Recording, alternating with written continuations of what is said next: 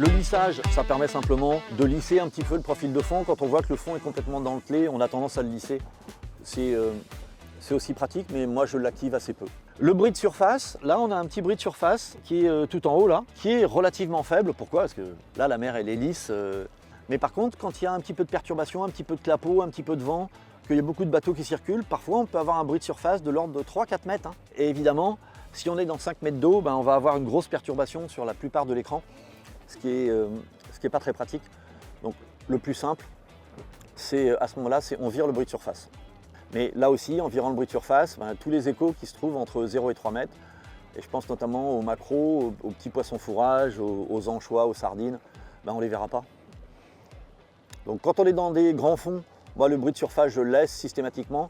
Je retire le bruit de surface uniquement quand je pêche dans des tout petits fonds et que la mer est un peu perturbée. La TVG, la TVG c'est un réglage qu'on utilise plutôt quand on pêche sur des grandes profondeurs. C'est assez facile de comprendre qu'un poisson de même taille, s'il est à 5 mètres de profondeur ou il est à 50 mètres de profondeur, le retour d'écho ne va pas être le même. Et la TVG, elle va permettre de mettre plus d'impact sur un leurre qui est éloigné pour que, en termes de densité, on a un retour qui soit similaire, qui soit à 50 mètres de fond ou qui soit à 5 mètres de fond.